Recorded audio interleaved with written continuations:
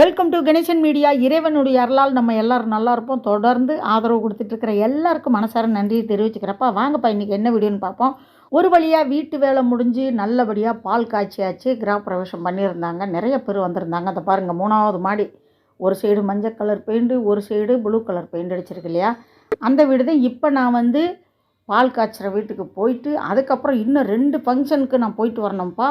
இருந்தாலும் இது எனக்கு ரொம்ப முக்கியமான ஃபங்க்ஷன் அப்படின்னு சொல்லிட்டு, ஏன்னா பால்ராஜ் தம்பி வீட்டுக்கு வராதுக்கு முன்னாடியே நம்ம பிளாட்டுக்கு நிறைய வேலைகளை எடுத்து செஞ்சார் உரிமையோட. அதுவே எங்களுக்கு ரொம்ப பிடிச்சிருந்துச்சி. இங்கே இருக்கிற ஓனர்கள் எல்லாருமே சில விஷயங்கள் பண்ணணும் அப்படின்னு ஒத்துழைப்பு நல்லா கொடுப்பாங்க. ஆனால் அவங்களால வர முடியாது. எடுத்து செய்கிறம்போது அவங்களுக்கு ஒரு தனி மரியாதையை கொடுப்பாங்க. அந்த விதத்தில் இப்போதைக்கு பால்ராஜ் தம்பி என் கூடயும் சேர்ந்து நம்ம ஃப்ளாட்டை நல்லா வச்சுக்கிறணும்க்கா அப்படின்னு ஒத்துழைப்பு கொடுக்குறாரு.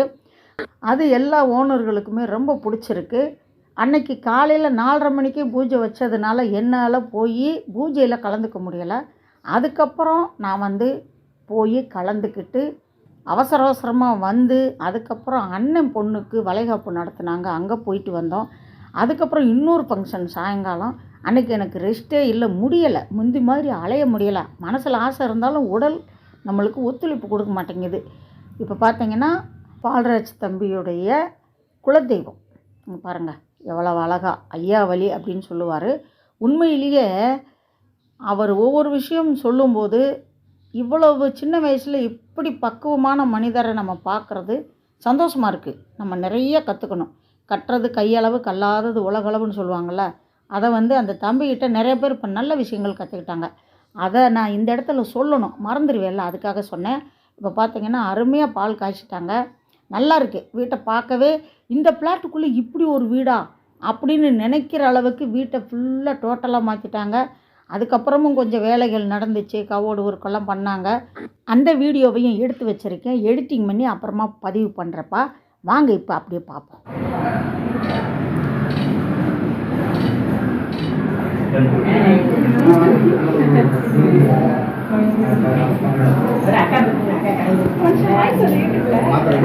ஆமாம் ஆகி சொல்லுங்க, வாங்க சொல்லுங்க. ஆமாம், யாருப்பா அந்த ஹீரோயினி?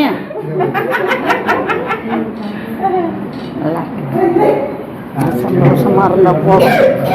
செலவிட்டிங்க பாருங்க. ஆய் சொல்லுது, ஆய் சொல்லு தங்கக்கிட்ட, ஆய் சொல்லு பட்டுக்கிட்டே, ஆய் சொல்லு சொல்லு சொல்லலாம். சாக்லேட் கொடுத்தாதான் சொல்லுவோம் நாங்களாம். கரெக்டா? நீ ஆய் சொல்லி சொல்லலாம். ரொம்ப நல்லா இருந்துச்சு. நான் திரும்ப திரும்ப அப்பப்போ போய் வீட்டை பார்த்துக்கிட்டே இருப்பேன் வேலை நடக்கும்போது. அதனால் எனக்கு வந்து அப்படி இருந்த வீடா இப்படி ஆயிடுச்சு அப்படின்னு அப்பப்போ நினைக்க தோணும். உண்மையிலே சந்தோஷமாக இருக்குது.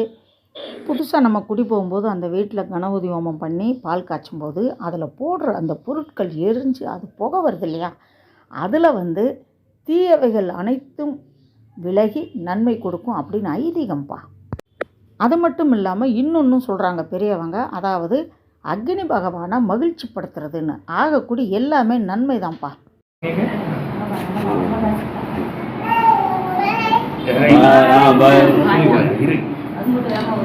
அதுக்கப்புறம் சொந்த பந்தங்களோட ஃபோட்டோ எடுத்துக்கிட்டாங்க. ரொம்ப சந்தோஷமாக இருந்துச்சு. நான் காலையில் சாப்பிடாம போயிட்டேன்னு சொல்லிவிட்டு நான் வளைகாப்புக்கு போயிட்டு வந்ததுக்கப்புறம் அக்கா நீங்கள் மேலே வாங்கன்னு கூப்பிட்டு சாப்பிட சொன்னார். ஆல்ரெடி சாப்பிட்டு வந்ததுனால முடியலைப்பானே. அதுக்கப்புறம் சாமிக்கு வச்சு கும்பிட்ட அந்த பொங்கல், சக்கரை பொங்கல் எடுத்து வச்சுருந்தாங்க. அது அப்புறம் வந்து வடை நிறையா எடுத்துகிட்டு போக சொன்னாங்க. நான் தான் வேண்டான்ட்டு. எதுக்குன்னா நிறைய பேர் இன்னும் சாப்பிட வருவாங்க, பத்தாமல் போயிட்டா என்ன பண்ணுறது.